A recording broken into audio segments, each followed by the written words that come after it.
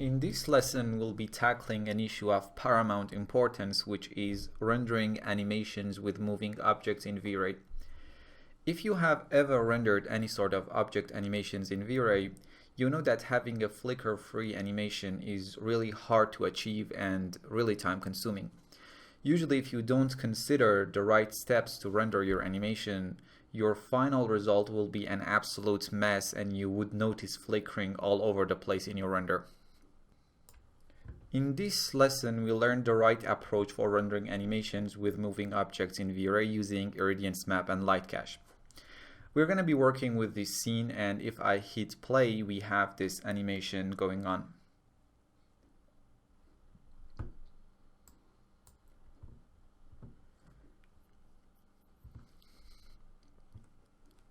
I intend to work with just a chunk of this animation from frame 120 to 200. But if you want, you can experience with the first part of the animation too. So let me open up the time configuration window and change the start time to 120 and press OK. Let's open up our render setting. In the Common tab, make sure time output is set to single for now. And in the GI tab, set the irradiance map as primary engine and light cache as secondary engine. And let me use medium as the irradiance map preset. Also in the render elements tab, let's add global illumination and lighting passes.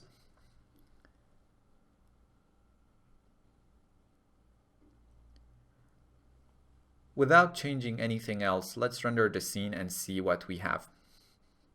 As you can see in the render named 01, we have visible splotches, and the first step to get flicker-free animation is to make sure that you have almost perfect GI solution on your individual frame. So if your individual frames are having a very good GI solution, your chances of getting flicker-free animations are much higher. But if the individual frames suck, there is no chance you have a presentable final animation. Also, if I go to the GI pass here, you can see the problem a bit better. Our GI solution is not acceptable at the time being. Now, in the lighting pass, we have some visible noise, but we'll be utilizing very denoiser to clear these high frequency noises later on. Back to our render settings and GI tab. The easiest way to get safe, perfect, and flicker-free animation is to use brute force, at least as your primary engine. If we set brute force as our primary engine and secondary engine, and then increase the subdivision to get the noise level to a minimum, and then render your scene, there would be nothing else to change. You define where you want to save your final image and render the scene. To speed up the render in this situation, you can change the secondary engine to light cache and increase the light cache settings a bit.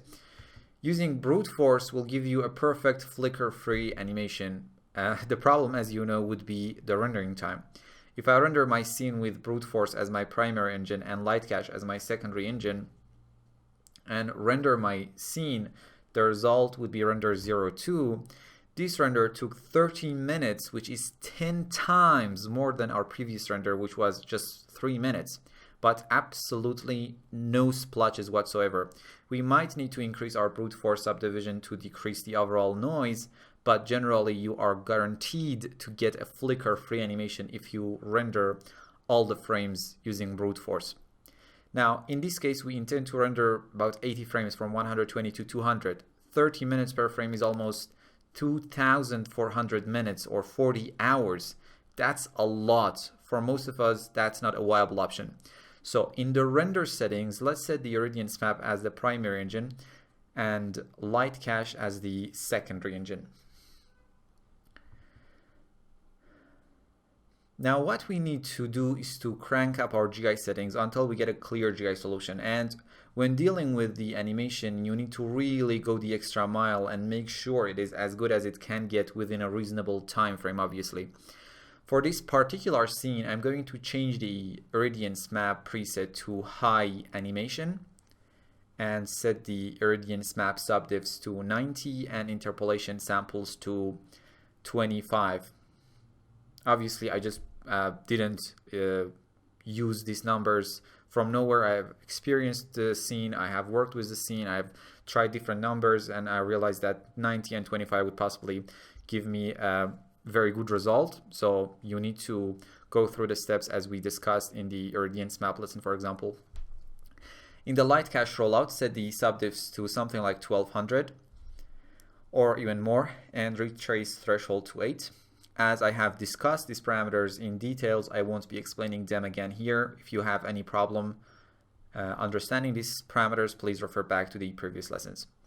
Now, if I render the scene with the current settings, the result would be image 03, and if I compare it to our first render, you can see the quality has improved significantly, and the render time is only 5 minutes and 30 seconds. I mean, it really depends on your taste and what you consider good and acceptable. In this case, I would imagine an untrained eyes can't see any splotches in the scene. Now, me and you, we are working with this stuff. We know what is splotch and what is flickering, so we might be able to still find some splotches here and there, but someone who hasn't been dealing with this stuff, I imagine, cannot find any splotches or any problem with the scene. Now, obviously, you are seeing this through the recording, and the make sure to check out the history in the frame buffer on your own, because this video will go through some compressing to be able to kind of make it downloadable. You really need to check the original files in your history folder of the scene. Now, the next step would be to save out the GI solution for all the frames. To do that, change the irradiance map mode to animation prepass.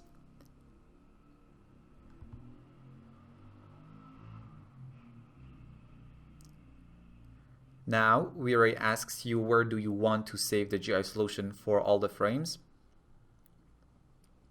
Let's go to the render output folder of this lesson. Let's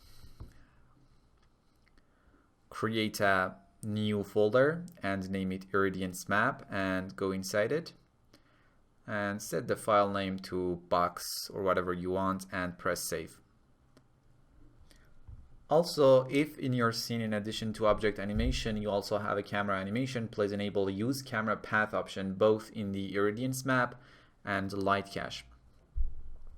In the common tab, change the time output to range, and even though we are only rendering our animation from frame 120 to 200, but I'm gonna set the range from 118 to 202. So basically we are having a 2-frame margin on each side, and the reason being is the interpolation frame number in our irradiance map settings. Because imagine if we render frame 120, because the interpolation frame is set to 2, we would need the irradiance map for 2 frames before 120 and 2 frames after it, and the same thing for frame 200. So that's why we start from frame 118 and end it at 202, even though the final render will be from 120 to 200. Also, in the render elements, let's delete all the elements that we have. It's not necessary because in the animation prepass mode, V-Ray won't render the final image and only GI will be calculated, but I tend to make sure I have no render elements in this step. Now you can press the render button,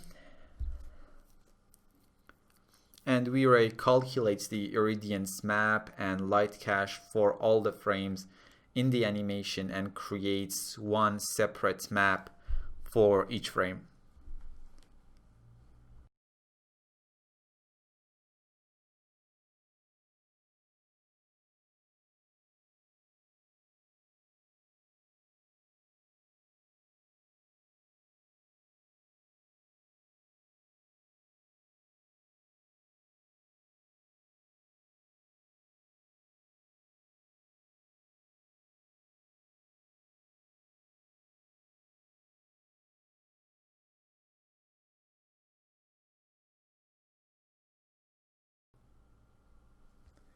After the GI is calculated for each frame, V-Ray will start GI calculation for the next frame and skips rendering the final image.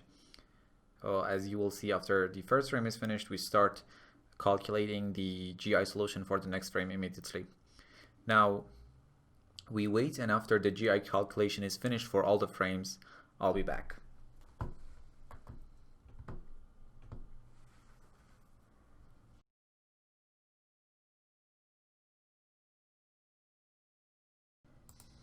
Now, if I open up the irradiance map folder that we just saved our irradiance map to, you can see we have generated an irradiance map for each frame. The interesting thing is these maps also contain the light cache solution, so we don't have to calculate our light cache separately. In the GI tab, what we can do now is to set our secondary engine to none because all the light cache samples are saved in our irradiance map. In the irradiance map rollout, change the mode to animation rendering. Now you need to select the first irradiance map in the sequence and press open. For each frame, V-Ray will use the proper irradiance map. So if we render frame 142, the map for this frame will be loaded. In the common tab, let's change the time output to active segment. In the render elements tab, let's add denoiser, lighting, and global illumination. Also, let's set the denoiser preset to mild. Now you are ready to start your final render. If you get back to the irradiance map rollout, now that we have set the mode to animation rendering, interpolation frames parameter becomes available. And by default it's set to 2. I'll be getting back to this parameter and show you how disregarding it might lead to severe flickering in your final render, but 2 is normally good enough to give us a flicker-free render. There are several ways to save out the final image. You can use save file up here, but I usually tend to use frame buffer rollout under V-Ray tab to save out my final render. We will be discussing all of these parameters later on, but for now let's enable V-Ray raw image file. Click on this browse button here. Let's go to the final render folder in the render output folder for this lesson.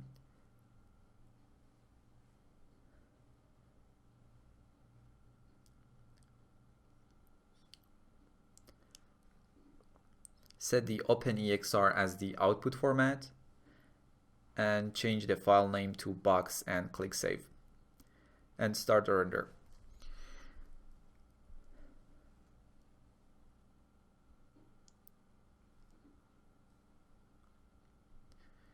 As you can see, we skip irradiance map and light cache calculation because we already have those information and start the rendering of the final image. Now you might think you are going to get faster render time per frame because you skip irradiance map and light cache calculation. Because we are rendering an animation and interpolation frame is set to 2 and we are blending between 5 frames at each frame, the render time is not going to decrease that much, and based on the material that you have in the scene, it might actually increase, and it might increase significantly, sometimes to 4 to 5 times per frame before setting the mode to animation rendering compared to the when the mode was set to single frame. So if, for example, the mode set to single frame and you would get a render time of maybe 5 minutes per frame, if you have very complex materials in the scene, when you set the mode to animation rendering and interpolation frame is set, for example, 2, you might get to 20 minutes per frame or something like that. So you might increase your render time significantly based on your scene. Now in this case, it doesn't change that much because I don't have any complex materials in the scene. Now you just have to wait, and when the render is finished, I'll be back to take a look at the final results. Here we are inside After Effects to take a look at the final render. Let's double click in the project panel, select the first EXR file, make sure OpenEXR sequence is enabled and click import. Now let me create a new composition based on this sequence. Change the project to a 16-bit project and the working space to sRGB and enable linearize working space. And press OK. Now we are in the right color space. Also, let's right click on the footage. From interpret footage, select main, set the alpha to ignore and press OK. Now you can press 0 on your keyboard and wait a few seconds for the preview to be ready. So here is our perfect flicker-free animation, and as you can see, the result is amazing.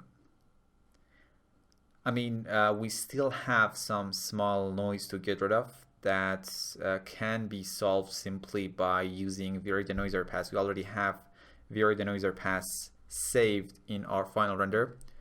So let me stop the playback here. From Effects and Presets panel, let's search for Extractor and apply it to the render.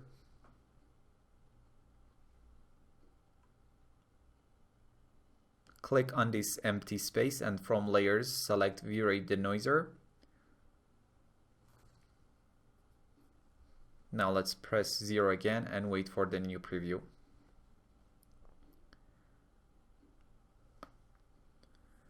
So here is our noise-free, flicker-free render. And if this bending that you see on the wall is from After Effects preview and not from the render itself. And if you render out the sequence to a video format, you won't see that problem anymore.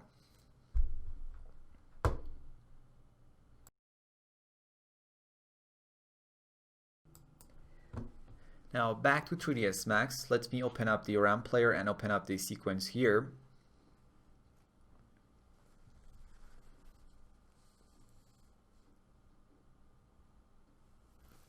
Make sure the frame rate is set to 24. If you play the render, you can see we have a beautiful flicker-free render and there is no bending on the walls. Okay, perfect. Now let me close the RAM player and discuss one last thing before wrapping up the lesson. Now what I want to discuss here is the effect of interpolation frames while you unflickering. In the frame buffer, I have 3 sets of renders. In each set, interpolation frames was set to 0, 1, and 2.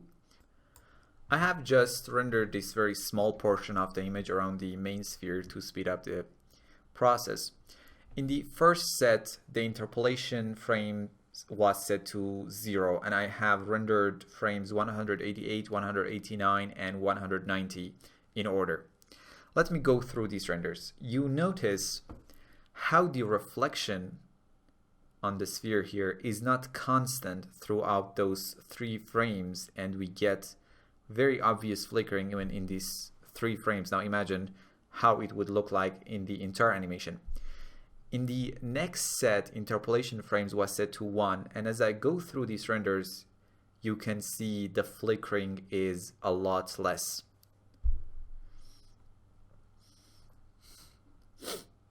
And in the final set, interpolation frames was set to 2, and as you can see, flickering is completely gone. These renders are obviously taken after we have calculated the irradiance map and GI and have set the irradiance map mode to animation rendering. That's where the interpolation frames comes to play. In fact, let me just load an entire render with interpolation frame set to 0, and you will notice severe flickering that it causes. Let me open up the RAM player. I have another folder called with reflections, and in this render the spheres are having a reflective glossy material and interpolation frame was set to 0. Let me load them in the player here. Now I want you to focus on the reflections on this big sphere. As you can see, it's severely flickering, and I can also go frame by frame so you can notice the flickering even better.